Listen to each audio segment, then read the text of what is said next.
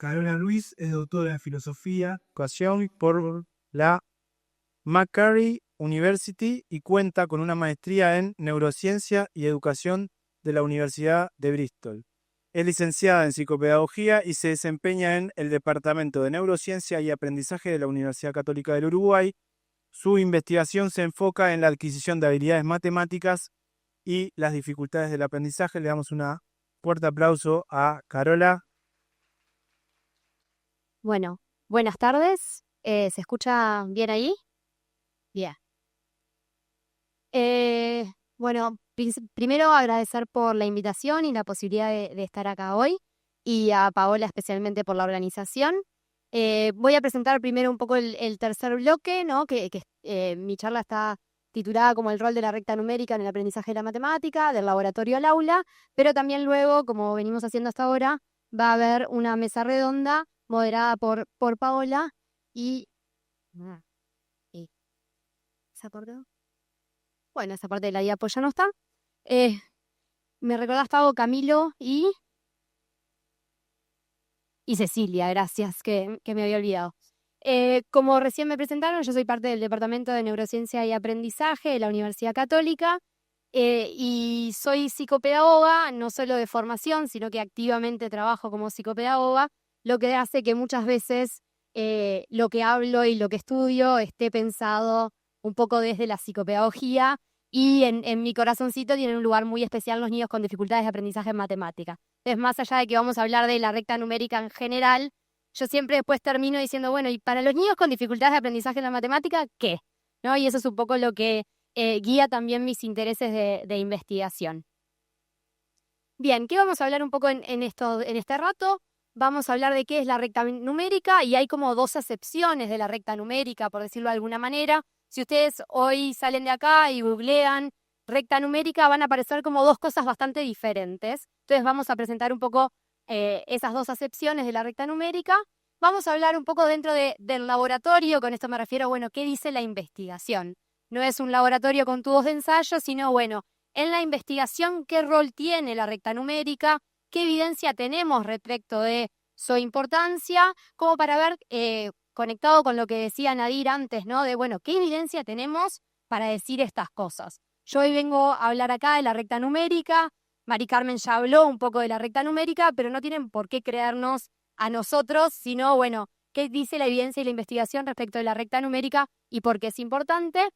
¿Cómo evaluamos la recta numérica? ¿Cómo se relaciona con otras habilidades matemáticas? ¿Y qué intervenciones educativas y no educativas hemos visto relacionadas con la recta numérica?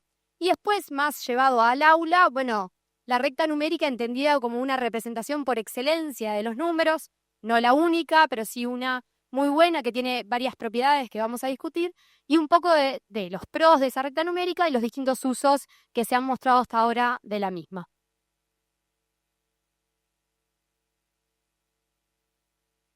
¿A dónde se supone que...? Oh, ahí. Bueno, ¿qué es la recta numérica entonces? Tenemos estas dos visiones. Una que habla de la recta numérica adentro del cerebro, por decirlo de alguna manera, y otra de la recta numérica afuera del cerebro, como recurso educativo y de investigación, como tarea, por decirlo de alguna manera, ¿no? Y si bien están muy relacionadas, obviamente que no son la misma cosa. Adentro del cerebro está vinculado a cómo representamos las magnitudes, las cantidades, y qué dice la investigación respecto de la forma de esta representación y cómo se va modificando a lo largo del desarrollo y la escolarización.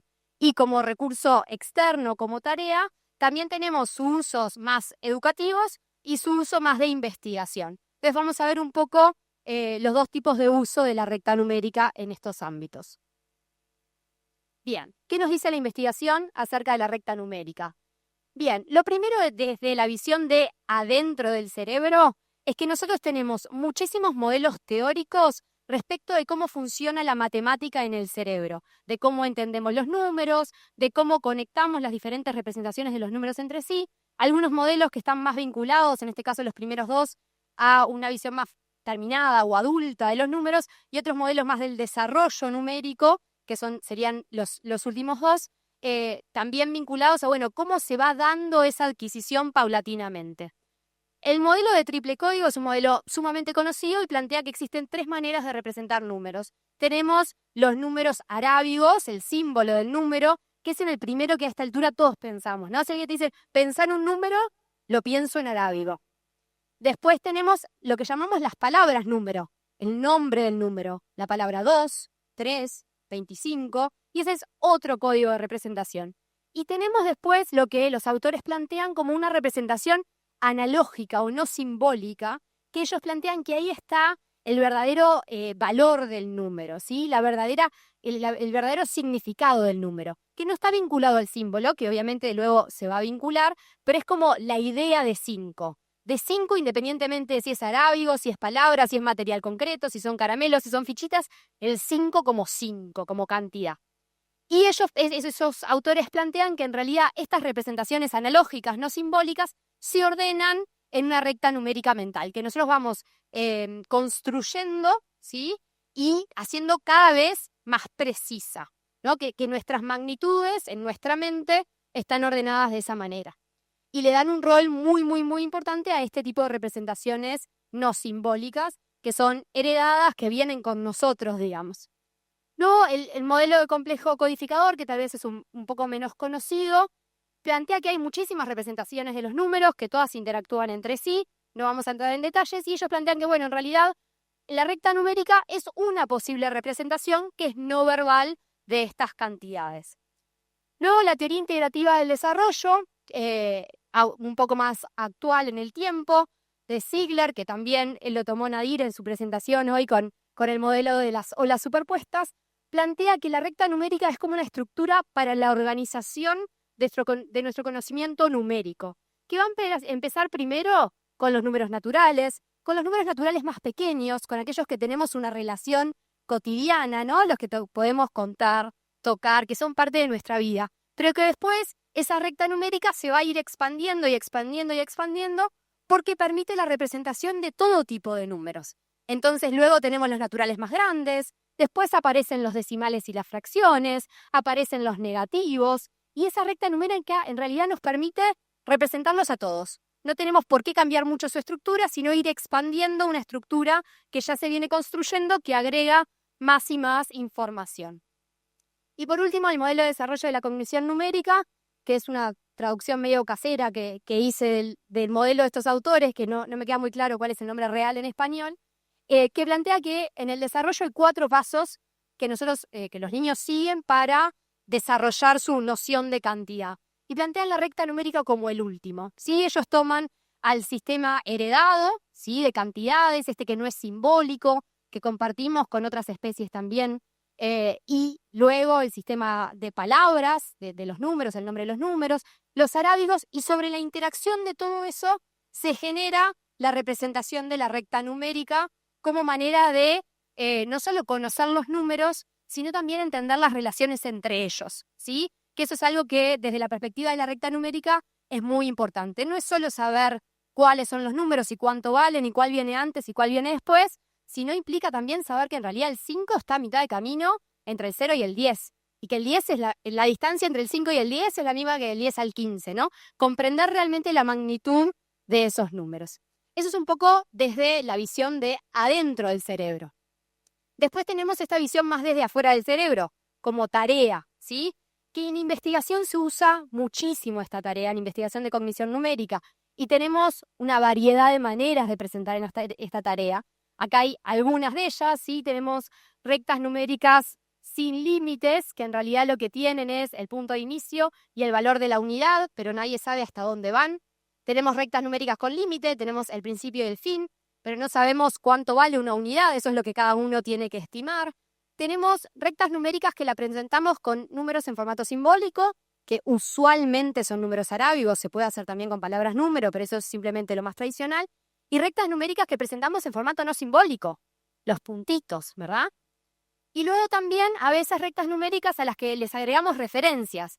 Entonces, por ejemplo, antes de pedirle a un niño que identifique dónde va el 6 entre el 0 y el 100, le decimos, mira, acá está el 50. Le sacamos el 50 y después le decimos, bueno, ¿y el 6 dónde va? ¿Sí? Y a veces no le damos ninguna referencia adicional. hay otras variedades también, y acá se podría hacer una combinación de todas estas, ¿verdad? Puedo hacerlo simbólico sin límites, simbólico con límites, no simbólico, y así sucesivamente. Esto es un poco la variedad de cosas que vemos en la investigación respecto de esta tarea. Bien, ahí están las respuestas. Esto tenía animación en la representación. En la presentación original había animación, que hacía que las respuestas no se mostraran, ¿verdad? Pero bueno, la idea un poco acá para mostrarles o hacerlo un poquito más vivencial era que ustedes pudieran estimar dónde estaban estas cantidades. Entonces teníamos un puntito rojo en cada una de las rectas y después la pregunta iba a ser ¿qué número es ese puntito rojo, verdad? Bueno, fue una buena intención. Acá estamos bien. Entonces teníamos, esto es similar a lo que muchas veces se pide a los niños, a veces se le da el puntito, a veces se le da el número y se le pide, bueno, dónde está, ¿no? Y hay estas variedades también. Y lo podemos adaptar a números de 0 a 100, de 0 a 1000, de 0 a 2000, de 0 a 1. Podemos hacer combinaciones absolutamente infinitas de qué es lo que queremos incluir en esas rectas numéricas. Y en ese sentido son tareas muy flexibles que podemos usar desde educación inicial hasta educación secundaria sin ningún problema. Simplemente vamos adaptando la cantidad numérica que les damos y también la cantidad de referencias que les damos dependiendo de lo que estemos buscando. Bien. Quería mostrarles acá un poco dos metaanálisis, ¿sí? Nadir ya les explicó hoy lo que era un metaanálisis, es cuando hay un estudio que busca todas las investigaciones que han mirado la misma cosa, la junta todas y ve, bueno, en conclusión, a nivel general, ¿qué podemos decir de esta relación? Y acá tenemos dos metaanálisis, uno del 2018 y uno del 2024, que lo que hicieron fue analizar la relación entre el desempeño de los niños en una tarea de recta numérica, niños y adultos en realidad, en una tarea de recta numérica y otras habilidades matemáticas. ¿Están relacionados? ¿No están relacionados? ¿Cómo están relacionados? Buscando siempre o focalizándonos, ¿no?, en la precisión en la recta numérica. Cuando los niños tienen que, o las personas tienen que colocar, vos le decís, ¿el 53 dónde está? Ponen el 53 en la línea numérica. Bueno, ¿qué tan cerca estuvieron del 53 real? Eso es lo que miramos, ¿no? El qué tan cerca estuvieron del número real, porque nadie espera una respuesta perfecta. Esta es una tarea en matemática en la que nosotros no esperamos que el error sea 0, en realidad, porque es muy difícil que justo le haya dado a donde iba el 53 real. Simplemente miramos el nivel de error que hay respecto del número, la posición real de ese número. En estos metaanálisis, en realidad ambos, uno de los estudios, el primero tenía 10.576 participantes y el segundo 33.101 participantes, o sea que son datos de muchísimas personas que surgen de esto, ¿no? De tomar otras investigaciones. No es que estos autores evaluaron a tantas personas, sí, pero sí, sumados todos, llegaron a esa cantidad de gente y vieron que en ambos casos encontraron una correlación moderada, es decir, una relación moderada entre la precisión de la recta numérica y el desempeño matemático o en otras tareas matemáticas de los niños. ¿Qué quiere decir esto? Como lo explicaban hoy antes también, a mayor precisión en la recta numérica, mejor desempeño en otras habilidades matemáticas. Y a peor precisión en la recta numérica, peor desempeño en otras habilidades matemáticas. Una relación moderada tampoco es altísima, pero es de interés. Encontraron también, por ejemplo, en el caso del primer metaanálisis, que esta relación se hacía cada vez más fuerte con la edad, ¿no? Que si miraban niños menores de 6 años, la relación estaba, pero era más chiquito que los niños que estaban de 6 a 9 y era aún más chiquito que los niños que eran mayores de 9. Entonces no era lo mismo independientemente del ciclo educativo o la edad, sino que iba creciendo en este caso con la edad. También les permitía ver, y esto en realidad lo comparten ambos metaanálisis, que era mejor, que la precisión en la recta numérica es mejor para predecir o tiene más relación con la matemática en el futuro que con la matemática ahora, ¿no? Cuando los estudios miraban, bueno, la precisión en la recta numérica hoy y, por ejemplo, el cálculo hoy, versus la precisión en la recta numérica hoy y el cálculo en 6 meses. Bueno, había una mayor relación cuando era la recta numérica hoy y el cálculo en 6 meses que cuando era la recta numérica hoy y el cálculo hoy. ¿Sí? Ahí se veía en ambos casos lo mismo. En ambos casos también tuvieron la misma encuentro, digamos, el mismo hallazgo de que las rectas numéricas con fracciones se relacionaban más fuertemente con el desempeño matemático que las rectas numéricas de números enteros. Obviamente estamos hablando en casos en que los niños ya conocen las fracciones, ¿no? Como número, como campo numérico, pero sí veían una relación mayor en el caso de las fracciones que de los números enteros, y puntualmente en el caso del segundo metaanálisis, el más reciente, habían visto que tenía menos relación la recta numérica y las habilidades matemáticas cuando estábamos hablando de habilidades matemáticas muy tempranas, ¿sí? De las más simples, digamos, que a medida que se complejizaban las habilidades matemáticas con las cuales nosotros relacionábamos la precisión en la recta numérica, veíamos una relación más potente. Y el cuadrito, que obviamente iba a aparecer después y no estaba pensado para que estuviera ahí en el medio, muestra en realidad la importancia que tiene la precisión de la recta numérica para distintos dominios matemáticos, ¿no? Porque acá están incluidos el razonamiento matemático, las operaciones, la fluidez de cálculo, muchísimas habilidades matemáticas que usualmente tanto medimos en investigación como también enseñamos en la escuela y en el liceo. Entonces, haciendo como un poco más de foco en mi estudio doctoral, yo tenía mucho interés en esto de la recta numérica. Ya sabemos que la recta numérica es importante, ya tenemos metaanálisis que nos dicen que la recta numérica se relaciona mucho con habilidades matemáticas, y yo quería ver dos cosas. Lo primero era si esa relación se mantenía en distintos niveles de desempeño. Esto que yo les decía antes, mi corazoncito está con los niños con dificultades en matemática, ¿verdad? Entonces, está bien, la recta numérica está relacionada con la matemática. ¿Para todos? ¿Para todos de la misma manera? ¿O capaz que para los que tienen un desempeño más bajo en razonamiento matemático no está tan relacionada o está más relacionada? ¿O capaz que para los que tienen un desempeño más alto es mucho más importante? ¿Llega un punto en el que ya no importa o no? ¿No? Entonces eso un poco era mi pregunta del estudio 1, y mi pregunta del estudio 2 era qué capacidad tenía la recta numérica ya con niños en riesgo de presentar dificultades matemáticas para predecir el desempeño matemático futuro y también la evolución de ese desempeño. O sea, cómo era el crecimiento de ese desempeño en diferentes habilidades matemáticas, si se relacionaba o no con el desempeño en la precisión de la recta numérica. Para el estudio 1 tenemos 324 niños, en este caso de Singapur, de un sistema educativo totalmente diferente al nuestro, pero del cual pudimos acceder en ese momento durante el doctorado, que estaban en el último año de educación inicial, ¿sí? De 21 centros educativos diferentes, y habíamos controlado el vocabulario y el razonamiento no verbal para asegurarnos de que diferencias que existieran entre esos niños, tanto en vocabulario como razonamiento no verbal, no estuvieran interfiriendo con las conclusiones que sacáramos de la recta numérica. Y teníamos como variables de interés predictoras la recta numérica, tanto en un campo numérico hasta el 10 como hasta el 100, y el razonamiento matemático como una variable de resultado, como la que queríamos explicar en última instancia. Hicimos estudios de regresión lineal y de regresión cuantilo o cuantílica, digamos. Para esta regresión cuantílica lo que nos permite es ver, los niños que están en el percentil 10, es decir, el 10% más bajo de desempeño, ¿cómo es esta relación entre recta numérica y razonamiento matemático? Y lo mismo lo hicimos con el percentil 25, 50, 75 y 90, ¿no? Como que la muestra la dividimos entre el 10 más bajo, el 10 más alto, 25% más bajo, 25% más alto, y así sucesivamente, para predecir el razonamiento matemático desde la precisión en recta numérica mental. ¿Qué vimos acá?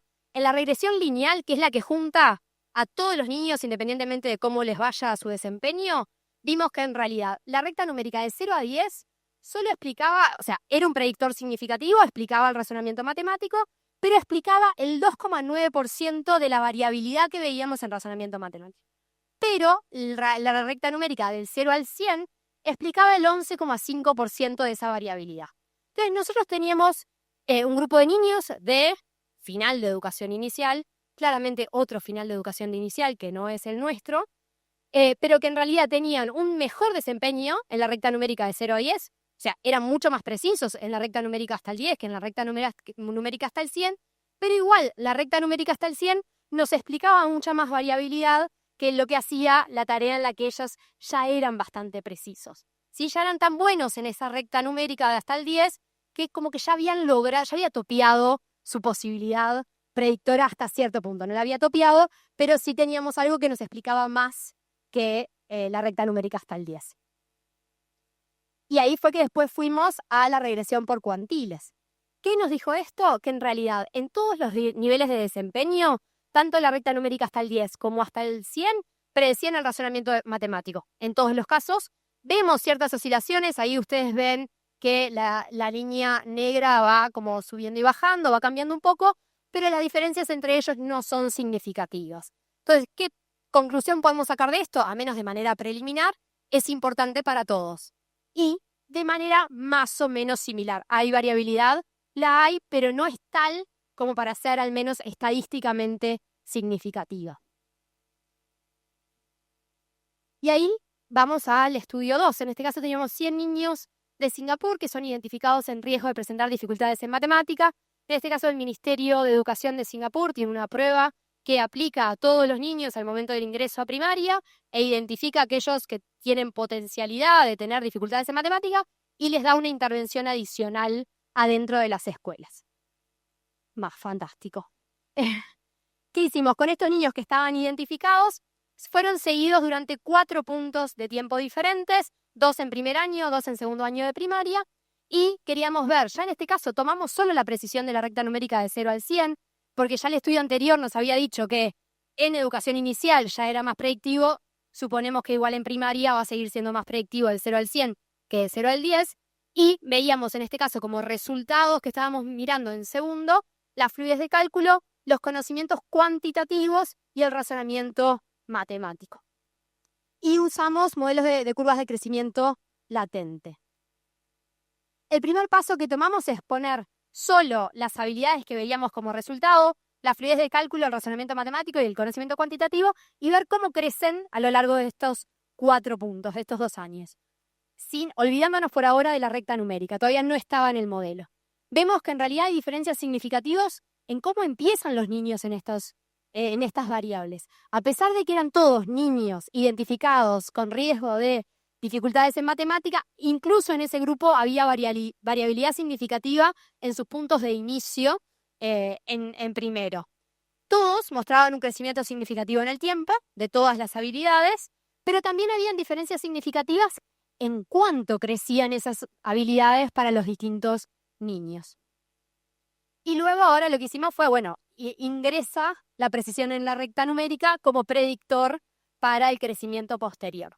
Y vemos que la precisión en la recta numérica predice el desempeño inicial en todas las variables. Cuando lo ingresamos al modelo, la recta numérica nos da información respecto de la fluidez de cálculo, los conocimientos cuantitativos y el razonamiento matemático de los niños al comienzo de primero, y que también predice el crecimiento que va a haber en esos 2 años, pero solo para los conocimientos cuantitativos y el razonamiento matemático. No así para la fluidez de cálculo. ¿Sí? Ahí como que cambia. Ya al final de segundo, la precisión en la recta numérica no tiene tanto efecto en la fluidez de cálculo. Hay muchas explicaciones posibles de por qué. Una que en ese momento yo planteo o pienso es que en realidad estos niños, por el sistema educativo que tienen, por las realidades de enseñanza, generan hechos numéricos básicos muy rápido. ¿Sí? Entonces, a fines de segundo, tienen un nivel de fluidez de cálculo. Estos niños con posible dificultad matemática que no se acerca al nivel de fluidez de cálculo de nuestros buenos estudiantes. Porque el contexto educativo está alineado a lograr una muy buena fluidez de cálculo. Entonces, cuando un aprendizaje ya está tan automatizado, ¿sí? Ya depende de otras cosas que no son cómo entendemos los números, sino que 2 más 2 es 4 y 2 más 3 es 5. Si sabemos cuánto vale el 2, cuánto vale el 3, cuánto más grande es, cuánto menos grande, no nos importa. No es que a Singapur no le importe, digo que al proceso ya no le importa. Entonces, por ahí explico yo, tal vez, como una posibilidad, el decir que esto de la precisión en la recta numérica, cuando yo ya tengo un proceso tan automatizado, deja de tener esa importancia. Bien, y ahora viene la tercera pata, la de la intervención, ¿sí? Intervenciones que vemos algunas más de corte educativo, otras más de corte laboratorio, investigativo, menos realistas. Pero bueno, ¿por qué y para qué intervenir en la recta numérica o trabajar sobre la recta numérica? Intervenir en la precisión de la recta numérica hasta ahora nos ha mostrado 2 cosas, o hay hallazgos que nos dirigen en 2 direcciones. Uno, que puede tener efectos directos sobre la precisión de nuestras representaciones de cantidad, que las hace más precisas, que entendemos mejor cuánto vale el 4, cómo se relaciona con el 5, con el 7, con el 2, ¿sí? Y además que a veces en algunos estudios muestra efectos indirectos, ¿Qué quiere decir esto? Yo trabajé sobre recta numérica, eso hizo mejorar mi representación de las magnitudes y eso hace, como consecuencia indirecta, que mejore el cálculo o que mejoren otras habilidades matemáticas. ¿Qué evidencia tenemos de esto? Tenemos dos tipos de intervenciones. Tenemos intervenciones que han sido indirectas. ¿Qué quiere decir esto? Que no usaron rectas numéricas.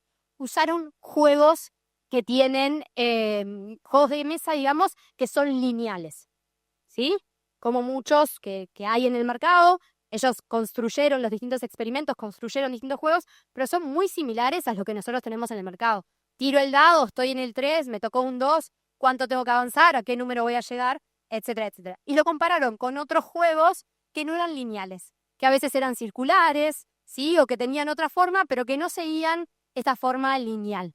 Estos tipos de juegos se hicieron mayoritariamente en formatos de educación inicial, ¿verdad? Muchos de ellos se hicieron en los propios centros educativos, pero fueron hechos por investigadores y seguidos por investigadores. No fue un formato natural de aplicación educativa, pero sí se hicieron en los centros educativos con pequeños grupos. Y después tenemos intervenciones más directas en lo que se está trabajando es la recta numérica usando rectas numéricas, y ahí tenemos formato papel, ¿no? Que niños tenían que colocar el número en determinada posición y muchas veces reciben feedback y le dicen, tú tenías que poner el 50, pero lo pusiste en el lugar del 70. Trata de nuevo, ¿dónde lo pondrías ahora?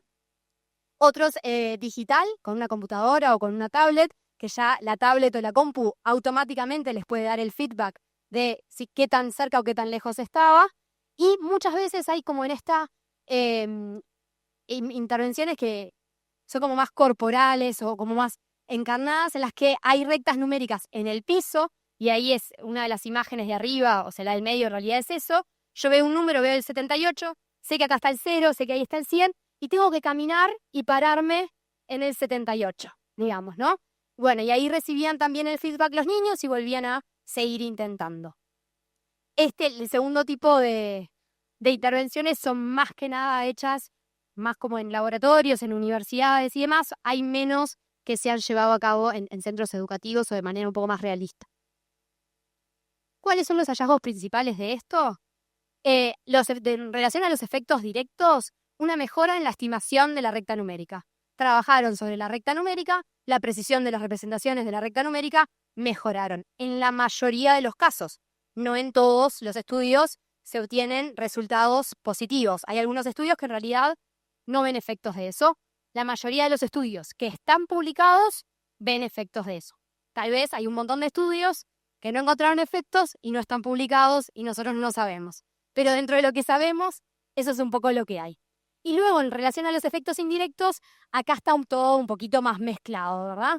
Tenemos algunos estudios que plantean mejoras en cálculos, en algunos aspectos del cálculo. Algunos plantean mejoras en suma, pero no en resta. Otros plantean mejoras en resta, pero no en suma. Con números de 2 dígitos, pero no de 1, con números de 1 dígito, pero no de 2. Realmente la evidencia que tenemos en este caso es un poco más limitada o más variable en realidad.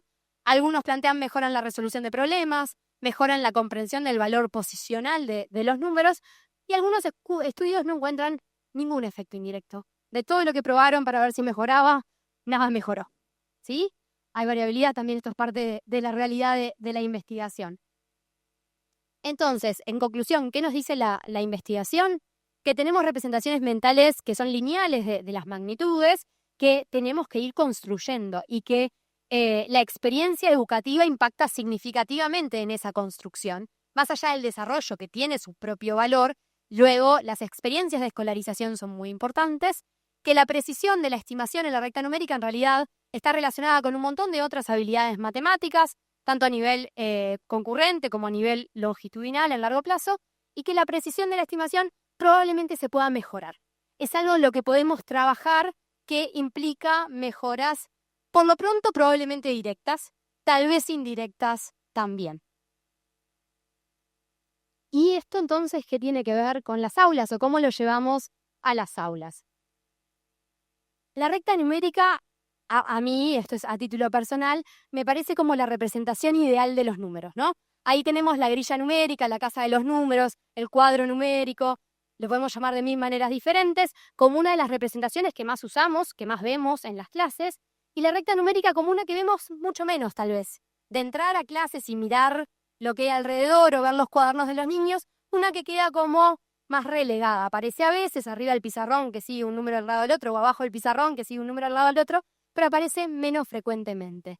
Pero ¿qué nos da en realidad la recta numérica? Que respecta las magnitudes de los números y las distancias entre los números, ¿no? Que cada vez que yo, si estamos hablando de los naturales, doy un paso para adelante en la recta numérica, siempre avanzo un número. Y si doy un paso para atrás, retrocedo uno. ¿Sí? Que la distancia de 2 a 4 y de 4 a 6 es siempre la misma. Y que cuando paso del 10 al 11, o en ese caso del 9 al 10, en realidad estoy haciendo el mismo paso que cuando hice del 8 al 9. Pero si voy del 2 al 12, ese paso no es el mismo. Y eso la recta numérica lo visualiza más fácilmente.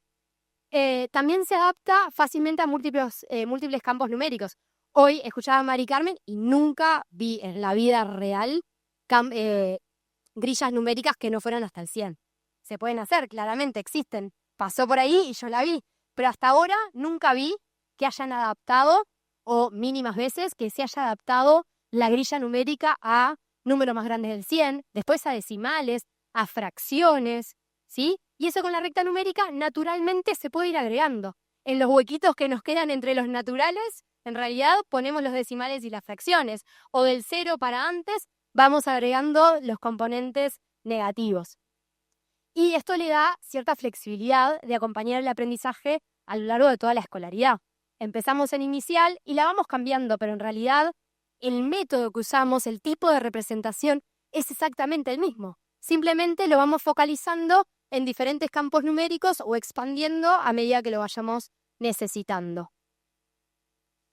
Ciertos pros de la recta numérica, que hay cierta evidencia más de corte educativo, es que es altamente adaptable a esto que hablábamos de distintos campos numéricos y también de distintas actividades matemáticas, que favorece también el aprendizaje tanto en inicial como en primaria, y especialmente para niños con dificultades en matemática, que favorece la comprensión de la magnitud, ¿sí? Permitiendo comparar, bueno, cuál está antes, cuál está después, cuánto después está, cuánto antes está que otro, y favorece de esa manera poder adueñarse de la magnitud de los números, que es algo que muchas veces para los niños con dificultades en matemática no está claro, no está consolidado. Muchas veces los niños dicen los nombres de los números, hacen las cuentas, llegan al resultado correcto, pero cuando uno rasca un poquito, en realidad no saben cuánto vale el número, ¿sí?